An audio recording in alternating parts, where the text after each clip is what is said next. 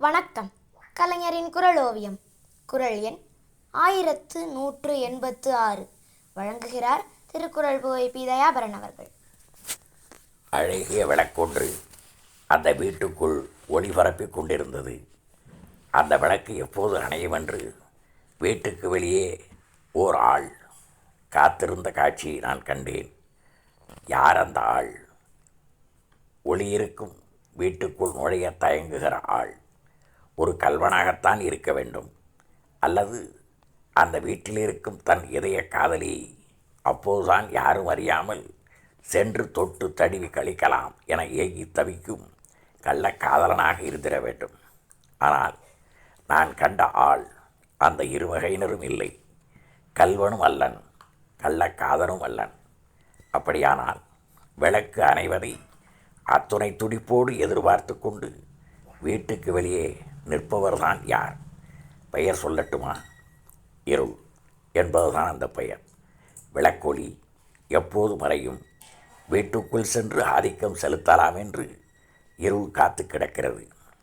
விளக்கணைந்தால் இருள் சூழ்ந்துவிடும் என்பதைத்தான் வள்ளுவர் முற்றிலும் புதுமையான முறையில் எழுதி காட்டுகிறார். விளக்கு எப்போது ஒளி இழக்கும் என்று இருள் காத்து கொண்டிருப்பதாக கூறுகிறார். இந்த கற்பனையை எந்த நிகழ்ச்சியுடன் ஒப்பிடுகிறார் என்று பார்க்கும்போதுதான் இலக்கிய சுவையை முழுவதுமாக அனுபவிக்கும் மனநிறைவு ஏற்படுகிறது. விளக்கு எப்போது நிறுத்தப்படும், நாம் உள்ளே நுழையலாம் என்று காத்து கிடக்கும் இருளைப் போலவே இன்னொரு ஆளும் காத்து கிடக்கிற காட்சியை வள்ளுவர் ஒப்பிட்டு காட்டுகிறார். அது யார் தெரியுமா? பெயர் பசலை. இருட்டுத்தான் விளக்குழி மறைவதற்காக காத்திருக்கிறது. இந்த பசலை இதற்காக காத்து கிடக்கிறது.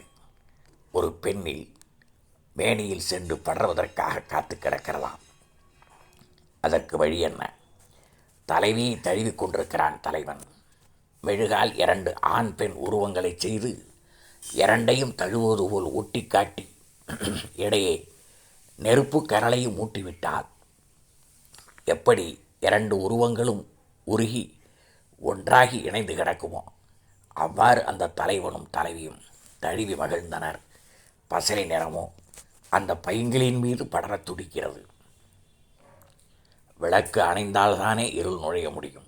அதைப்போல் தலைவன் தலைவியை தழுவதில் இடைவேளை ஏற்பட்டால் உடனடியாக பறந்தோடி சென்று பசலை நிறம் அந்த பாவியை ஆட்கொண்டு விடும்.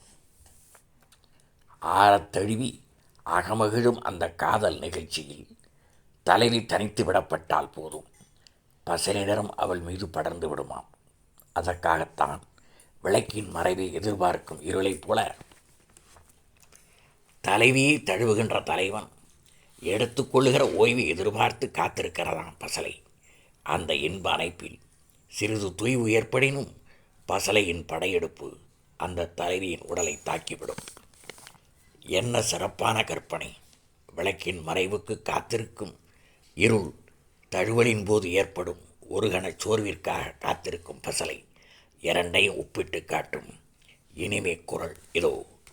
விளக்கு அற்றம் பார்க்கும் இருளே போல் கொண்கண் முயக்கற்றம் பார்க்கும் பசப்பு.